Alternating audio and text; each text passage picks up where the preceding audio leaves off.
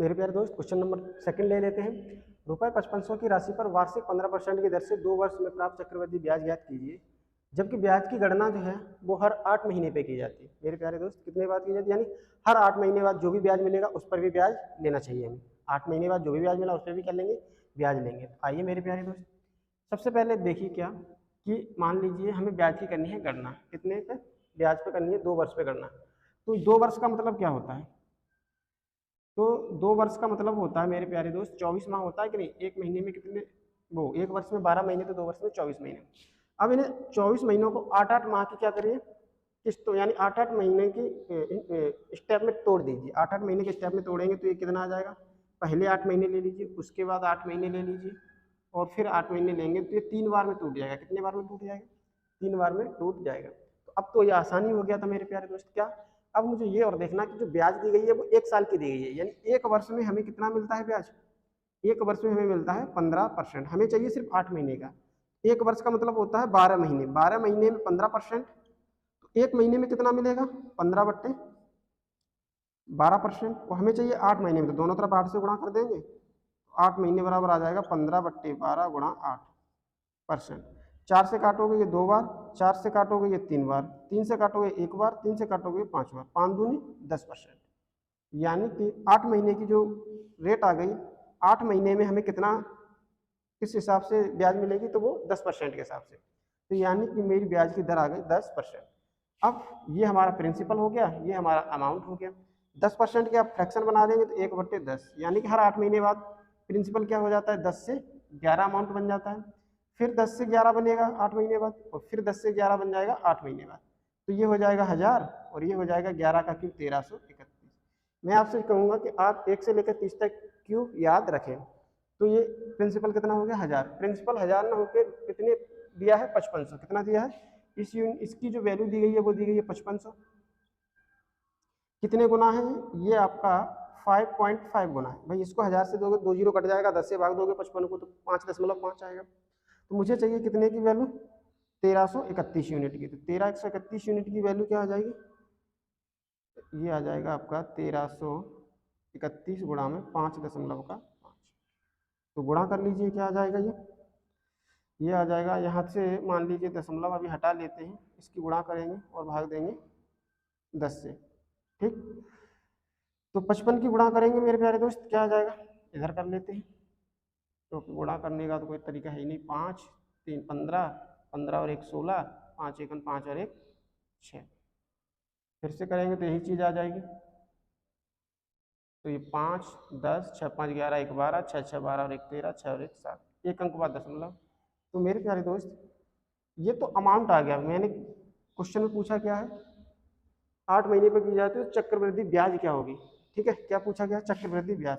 चलो कोई नहीं, अमाउंट याद कर लिया। तो अमाउंट की वैल्यू कितनी आ गई, 7320.5, यानी कि 7320.5 क्या हो जाएगा, उसका मिश्रधन बन जाएगा। लेकिन हमें चाहिए थी ब्याज। तो देखो ये 1000 से कितना हो रहा है, 1331। तो 331 यूनिट हमको क्या मिल रही है, चक्रवृद्धि ब्याज मिल रही है। तो 331 यूनिट की वैल्यू कितनी हो जाएगी, 331 मल्टीप्लाई 5.5, यानी 55/10 ऐसे लिख सकते हो। तो ये आ जाएगा कितना, इसको गुणा करेंगे। भाई डिजिटल सम लगाएंगे तो उससे आसान हो जाएगा, लेकिन हमारे पास अभी वो चीज़ें नहीं है, तो मैं इसको कैसे ही कर लेता हूँ। 5 1 5, 5 3 15, 5 3 15 और 1 16, और ये करेंगे 5 5 6 1। तो आ जाएगा 5 10 6 5 11 1 12, 6 और 1 7 और 1 8 और 1 एक अंक बाद दशमलव, यानी 1820.5। 1820.5 क्या आ जाएगी मेरे पास, चक्रवृद्धि ब्याज आ जाएगी। ओके मेरे प्यारे दोस्त, कितनी आ जाएगी, 1820.5। ओके, समझ पाए। चलें आगे, नेक्स्ट क्वेश्चन ले लें।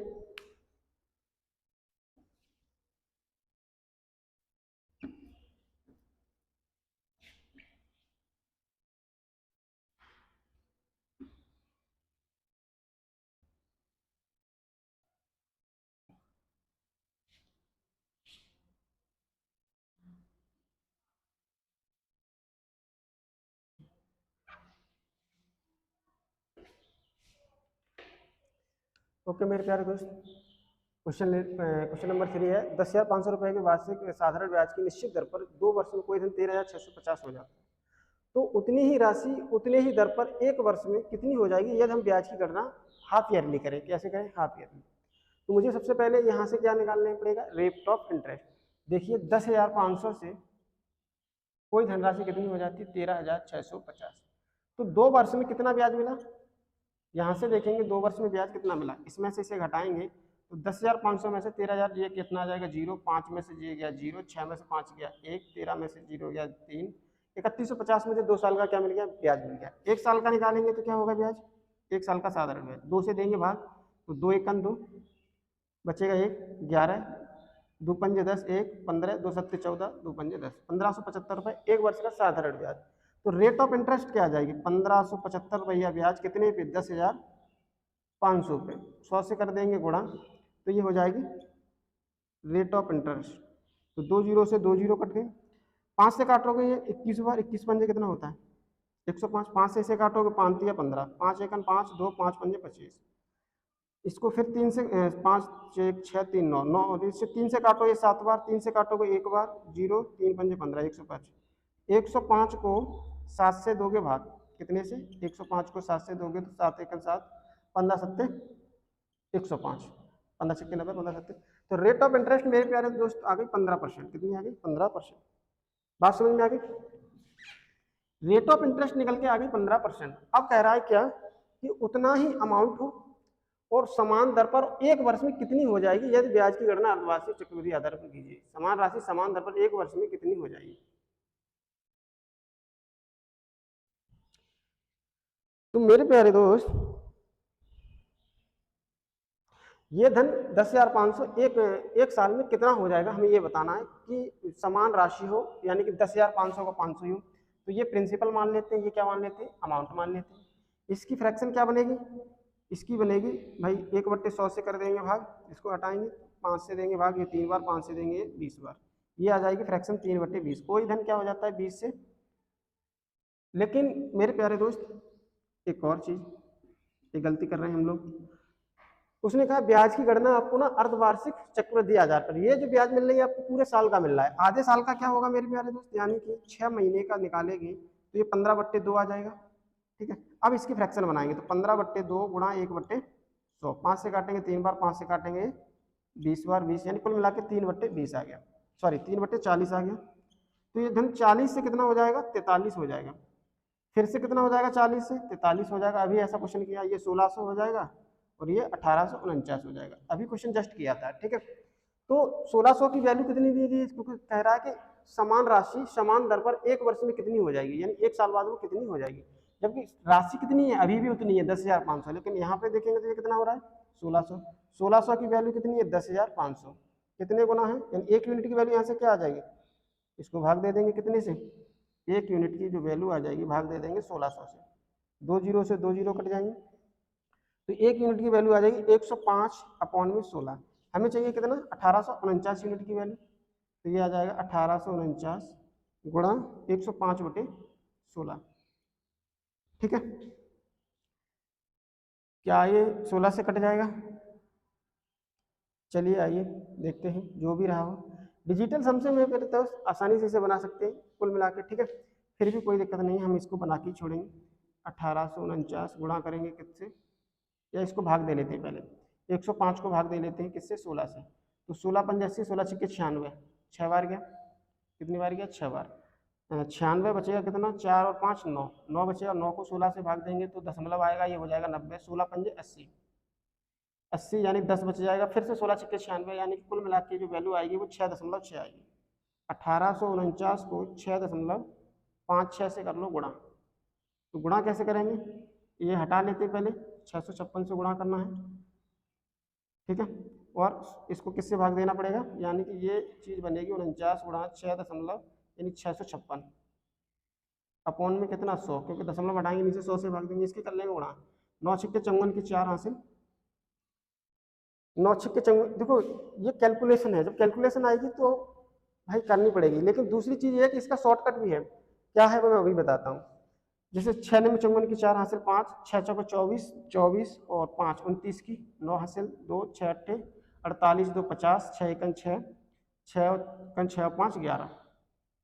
5 निम 45 की 5 हासिल 4, 5 चौको 20 और 4 24 हासिल 2, 5 8 40 और 2 42, 4 5 1 5 और 2 7।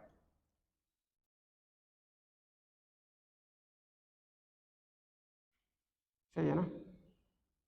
5 निम 45 4, 5 चौक 20 24 2, 5 8 40 2 42 42 की 2 5 5 1 5 और 4 5 8 40 तो 42 की 2 5 1 5 और 4 9।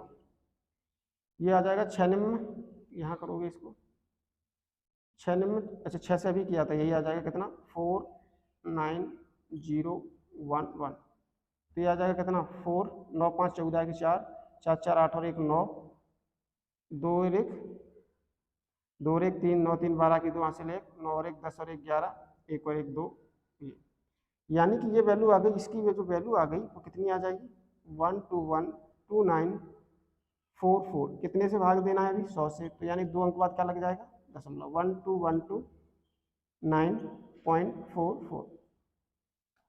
तो 12,129.44 रुपये क्या बन जाएगा हमारा, एक वर्ष बाद ये मिश्र धन हो जाएगा मेरे प्यारे दोस्त। ठीक है 12,129 12,129।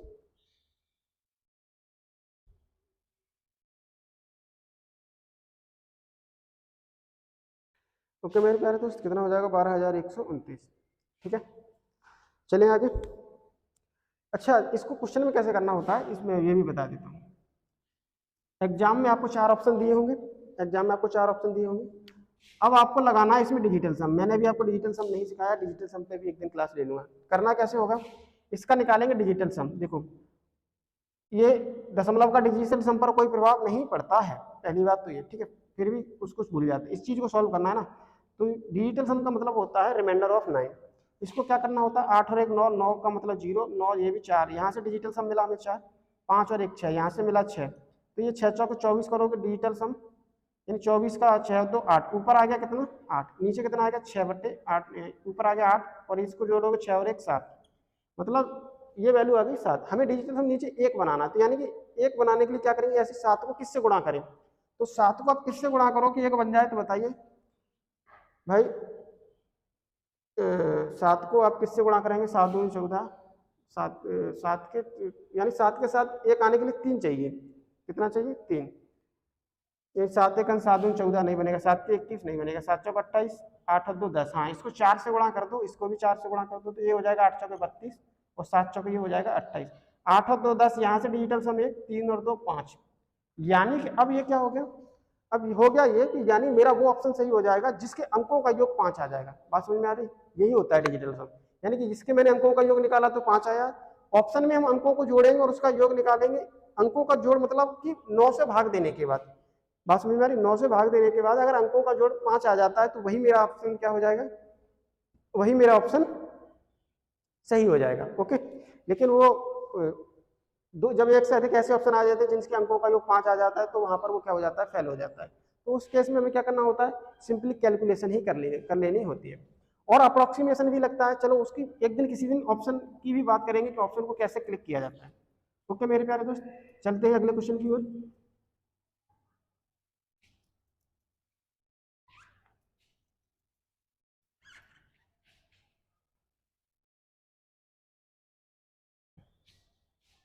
तो क्वेश्चन नंबर 4 है, किसी ऋण को 2 समान वार्षिक किस्तों में लौटाना है। यदि ब्याज की दर प्रतिवर्ष 10% है तो जो वार्षिक रूप से चक्रवृद्धि होती है और प्रत्येक किस्त जो है वो 5,808 रुपए की है, तो उसे इस योजना में कितना ब्याज देना। बहुत ही आसान सवाल है, मैंने इस सवाल को पहले भी करा चुका है। ये मान के चलो लोन है और ये मान के चलो इंस्टॉलमेंट है। ठीक है तो 10% की फ्रैक्शन 1/10, कोई धन 10 से 11 पहले साल, दूसरे साल 100 से कितना हो जाएगा 121। वार्षिक किस्तों में दो ही किस्तें क्या होती है मेरे प्यारे दोस्त, 2 ही किस्तें वो लौटाता है। लेकिन कहता है प्रत्येक किस्त क्या है 5,808, मतलब कि बराबर है। तो बराबर करने के लिए इसको 11 से गुणा करेंगे, यहाँ भी 11 से करेंगे, तो ये आ जाएगा 110 और ये है 100। तो यहाँ से कितना हो जाएगा ये 210 मेरे प्यारे दोस्त। और यहाँ से इसको ये भी 121 की लौटेगी, तो 121 ये कितना हो जाएगा 21 दूनी 42, 242। तो कोई धन 210 लिया था, 242 हो गया, तो कितने रुपए ब्याज दिया हमने, कुल ब्याज घटा लेंगे इसको तो आ जाएगा 32 यूनिट। अच्छा 32 यूनिट कुल ब्याज दिया गया, लेकिन 32 यूनिट की वैल्यू कैसे निकालेंगे? प्रश्न इसमें देखेंगे दिया क्या गया है। दिया गया है हमें प्रत्येक किस्त का मान, यानी 121 यूनिट की वैल्यू कितनी दी गई है? 5808। एक यूनिट की वैल्यू क्या आ जाएगी? 5008 से 5808 को 121 से दे देंगे भाग, तो कितनी बार चला जाएगा ये? देखो ये कितनी बार चला जा रहा है? 5808 है ये, 5808। 121 से दोगे भाग तो ये 4 बार चला जाएगा। 4 8 4 6 0 नहीं 6, तो यहाँ बचा 7, 17 में 60 गया तो 9, 4 में 96, ये कितना हो गया? 8। कितनी बार चला जाएगा? ये 8 बार चला जाएगा। 8 1 8, 8 दूनी 16, 8 1 8 और 1 9, यानी 48। एक यूनिट की वैल्यू कितनी आ गई? 48 रुपये। एक यूनिट 48, तो 32 यूनिट कितना हो जाएगा? 32 गुणा कर देंगे 48, तो ये वैल्यू कितनी आ जाएगी भाई? 32 गुणा 48, ये गुणा भाग बहुत जरूरी है। 8 दूनी 16, 8 3 24 और 1 25, 4 दूनी 8 और 4 3 12, ये कितना आ जाएगा? 6 8 5 13, 2 2 4 और 1 5 1 1, यानी 1536 रुपये। ओके मेरे प्यारे दोस्त, कितना आ गया? 1536 रुपये।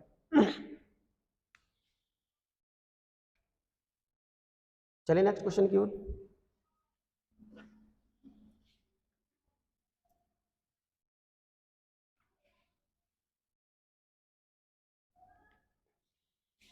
क्वेश्चन नंबर 5 ले लेते हैं। ब्याज की गणना हमें वार्षिक चक्रीय आधार पर करना है और 20,000 की राशि पर वार्षिक 15% की दर से 2/3 वर्ष में प्राप्त हमें चक्रवृद्धि ब्याज बताना है, क्या होगा मेरे प्यारे दोस्त? तो मेरे प्यारे दोस्त आइए सॉल्व करते हैं इसको। तो यहाँ समय कितना दिया है? 2/3 वर्ष। तो मेरे प्यारे दोस्त देखिए क्या कि 15% कितना होता है? 15% का फ्रैक्शन होता है 3/20। कितना होता है? 3/20। तो क्या कीजिए आप, 2/3 क्या है? 2 से ज़्यादा समय और 3 से क्या है? छोटा समय। तो बड़ा समय लेंगे। क्या लेंगे? बड़ा समय, यानी कि जो दिया गया है उससे बड़ा समय जो पूर्ण वैल्यू में आए, यानी कि 2/3 एक जो 2 से तो बड़ा जो समय, यानी कि ये 2.5 या 2.5 से अधिक के समथिंग ये वैल्यू है। तो मेरे प्यारे दोस्त इसके लिए हमें अगली पूर्ण वैल्यू क्या मिलेगी? 3 मिलेगी। तो यानी कि ऐसे केस में हमें प्रिंसिपल को क्या मान लेना है? प्रिंसिपल को मान लेना इसकी पावर समय, यानी कि अधिकतम समय, यानी कि 2/3 से अधिकतम समय पूर्ण वैल्यू में क्या आएगा? 3 आएगा। तो 20 की पावर क्या मान लेना है? 3। ये वैल्यू कितनी आती है? 8000। बात समझ में आ गई? अब इसको निकालेंगे 3 साल के लिए, पहले साल, दूसरे साल, तीसरे साल। तीनों साल 15% ब्याज मिलेगा, यानी समान क्या मिलेगा? प्रिंसिपल पे साधारण ब्याज। इसका 3/20 निकालोगे तो 8000 का 3/20, यानी कि इसको मैं 3/20 से दूंगा भाग, तो ये एक पावर कट जाएगी, कितना आ जाएगा? ये आ जाएगा 400 गुणा 3, यानी कि 1200। पहले साल भी 1200, दूसरे साल भी और तीसरे साल भी क्या मिलेगा? 1200 साधारण ब्याज मिलेगा। अब बात कर लेते हैं कि ब्याज पर भी ब्याज जो मिलेगा उसकी बात कर लेते हैं। ये तो तीनों साल बराबर का साधारण ब्याज हो गया। दूसरे साल इस 1200 पे भी 3/20 मिलेगा। कितना मिलेगा? 3/20। तो देखो 0 से 0 काटोगे, 2 से काटोगे 60 बार, और 60 दिया कितना होता है? 180। ये दूसरे साल क्या मिला हमें? ब्याज पर ब्याज, यानी कि पहले साल जो 1200 ब्याज मिला था उसका ब्याज हो गया। अब जब तीसरे बात करोगे तो ये पहले 2 सालों में क्या मिला था हमें? टोटल ब्याज। तो पहले 2 सालों में टोटल ब्याज मिला है, ये तीसरे साल इस पर भी हमें क्या मिलेगा? ब्याज पे ब्याज। तो इसका निकालेंगे 3/20, 180। इसका 3/20, 180। अब 180 का भी कितना निकालना है हमको? 3/20।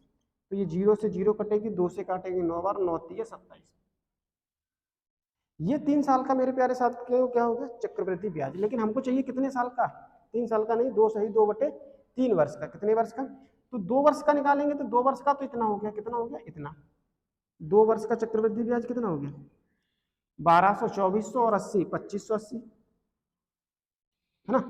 अब ये तीसरे साल का टोटल ब्याज है, ये पूरे तीसरे वर्ष का, यानी 1 वर्ष का है। कितने वर्ष का है? 1 वर्ष का पूरा कितना है? 1200 और 18 दूनी 3600, 3600 सॉरी 360 और 27, यानी कि कितना हो जाएगा? 1200 और 300, 1560। 1560 में कितना और जोड़ना है? 27, तो ये आ जाएगा 1587। ये पूरे के पूरे 1 साल का क्या मिल जाएगा हमें? चक्रवृद्धि जी। लेकिन हमको चाहिए कितना? 2/3 वर्ष का। कितने का चाहिए? 2/3 का। तो 2/3 को दोनों तरफ गुणा कर देंगे, तो ये 1500 सही है ना? 6 2 ठीक। 87 को 2/3 से करो गुणा, तो 3 से काटोगे 3 पंजे 15 हासिल कुछ नहीं, वही 3 पंजे 15, 3 दूनी 6, बचा कितना 2, 3 में 27, और 2 से कर देंगे गुणा तो 9 दूनी 18, तो 29 दूनी 58, 5 दूनी 1028, 1058 यूनिट। यानी कि हमें 2 बट्टे, इसको हटाता हूँ मैं,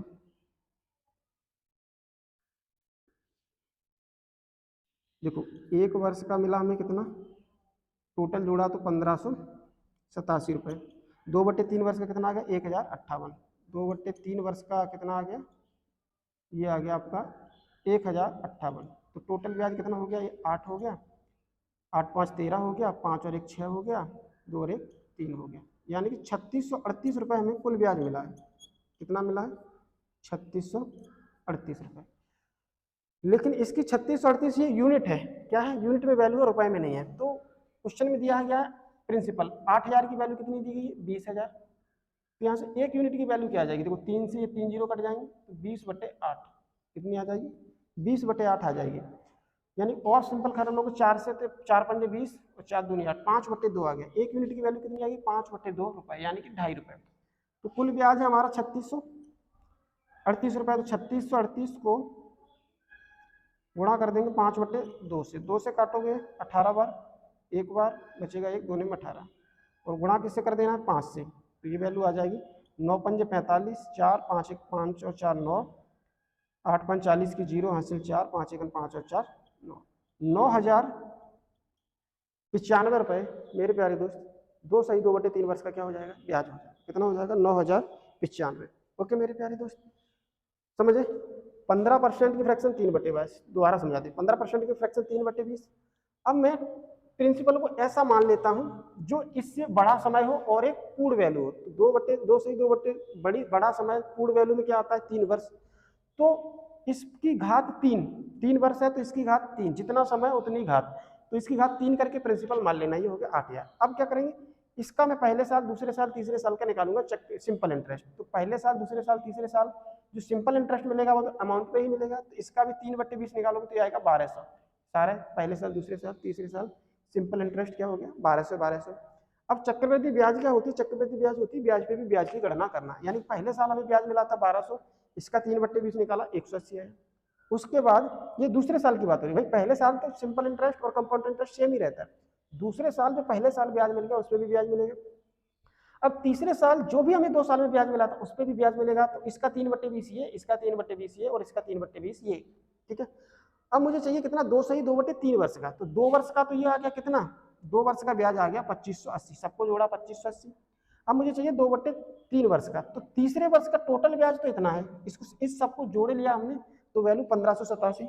तो ये पूरे 1 साल का है, हमें चाहिए 2/3 वर्ष का। तो दोनों तरफ 2/3 से कर देंगे गुणा, तो एक को 2/3 से करेंगे 2/3 आएगा, इसको 2/3 से करेंगे तो ये वैल्यू आ गई 1058। अच्छा 2/3 वर्ष का ब्याज कितना आ गया, 1058। तो दोनों को जोड़ देंगे तो 2 सही 2/3 वर्ष का ब्याज जो यानी कुल ब्याज आ जाएगा वो कितना आ जाएगा, 3638। 3638 जो आया ये रेशियो मेथड यानी यूनिट में वैल्यू है। एक्चुअल वैल्यू कैसे निकालेंगे, 8000 यूनिट की वैल्यू क्वेश्चन में कितनी दी गई है, 20000। तो यहाँ से 1 यूनिट कितना आ गया, 5 सही 5/2 यानी कि 2.5 रुपये, 2.5 रुपये आ गया। तो इसको यानी कि 3638 को कर देंगे 2.5 से गुना, तो 9095 जो होगा वो मेरा क्या हो जाएगा, कुल ब्याज हो जाएगा। ओके मेरे प्यारे दोस्त, चलते हैं अगले क्वेश्चन की ओर।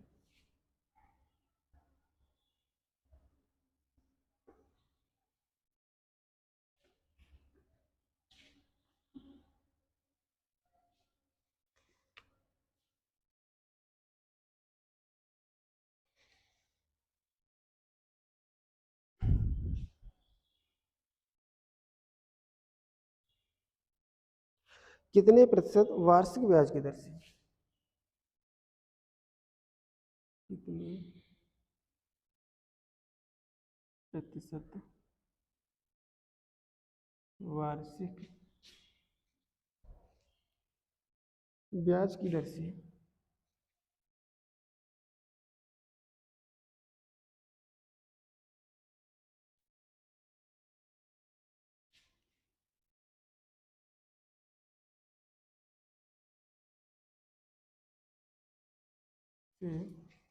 15,625 रुपये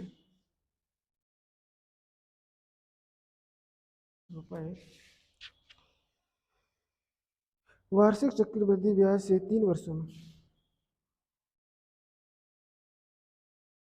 वार्षिक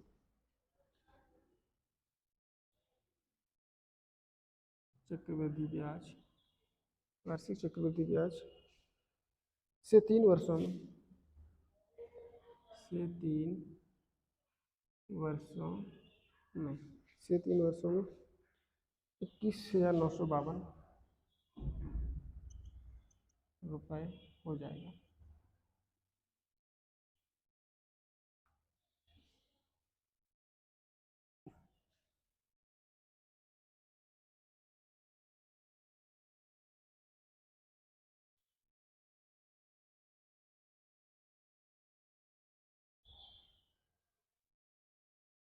किस रेट ऑफ इंटरेस्ट है? ये तो गजब क्वेश्चन आ गया समझ में।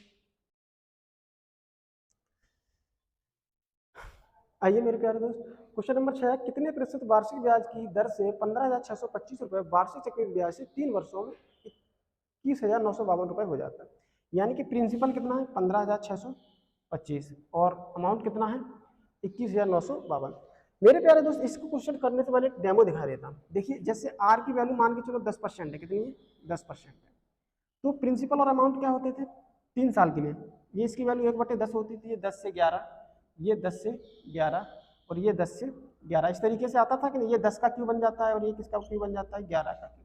यानी कि ये नंबर किसी न किसी का क्यू बनेगा, ये नंबर भी किसी का क्या बनेगा, किसी का। और रेट ऑफ इंटरेस्ट कुछ भी रहा हो, मैं मान के चलो कितना आ जाता है यहाँ पे 15% आ जाता है, तो भी क्या था 3/20।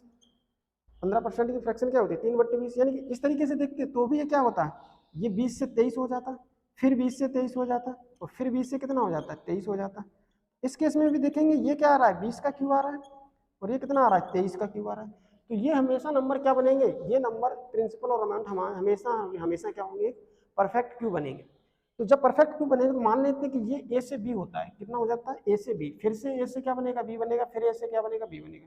तो ए क्यू की वैल्यू ये होगी और ये क्या होगी बी क्यू। यानी कि ए क्यू बराबर है 15,625।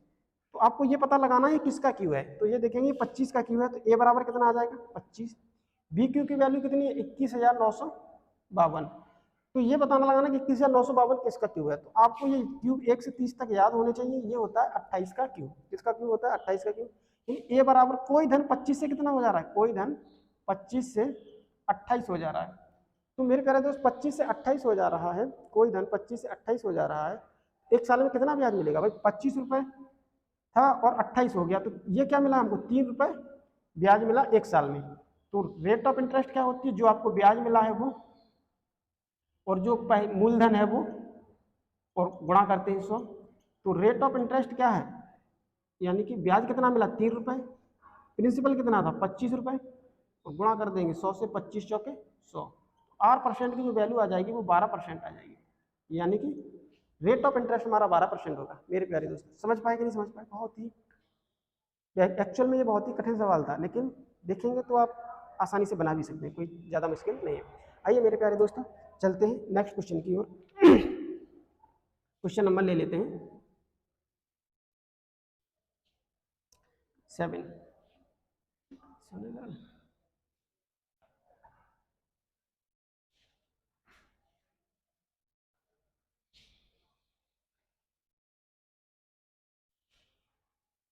आइए मेरे प्यारे दोस्त क्वेश्चन नंबर 7 ले लेते हैं। देखने में क्वेश्चन बहुत ही लैंग्वेज क्या है बहुत ही बड़ी है, लेकिन डरना नहीं है मेरे प्यारे दोस्तों। आइए सॉल्व करते हैं। राहुल एक लड़का है जिसने 2 योजनाएं हैं ए और बी, 2 योजनाओं में, और इसमें पैसा क्या करता है जमा करता है। किस हिसाब से, चक्रवृद्धि ब्याज पर। यानी कि 2 योजना स्कीम थी, उसमें चक्रवृद्धि ब्याज पर क्या कर रहा है पैसा जमा कर रहा है। कितना पैसा जमा कर रहा है, तो बराबर धनराशियों का निवेश करता है। इस शब्द को देखेंगे, बराबर धनराशि मतलब जितना रुपए वो ए में निवेश किया है उतना ही रुपए बी में भी निवेश किया है। फिर कह रहा है क्या कि योजना ए में ब्याज 10% है, ये योजना ए है और ये योजना बी है। यहाँ रेट ऑफ इंटरेस्ट कितना है 10% और योजना बी में रेट ऑफ इंटरेस्ट कितना है 12% पर एनम। यदि राहुल को 2 वर्षों में, टाइम कितना दिया है राहुल को 2 वर्षों में,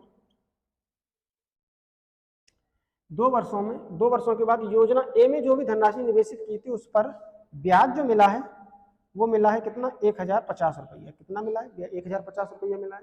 यह दोनों योजनाओं में ब्याज वार्षिक रूप से चक्रवृद्धि, इसमें भी वार्षिक रूप से क्या कहते हैं, जोड़ा गया है ब्याज को, और इसमें भी किस पे कैलकुलेट किया गया है, वार्षिक रूप से। तो राहुल को 2 वर्षों के बाद, यानी इसको भी 2 वर्ष के बाद कितना ब्याज मिलेगा ये हमको बताना है। ओके मेरे प्यारे दोस्त, तो कुछ नहीं करना था, यहाँ से प्रिंसिपल निकालेंगे इस वाले से। देखो ए वाले से रेट ऑफ इंटरेस्ट कितना है, 10% है।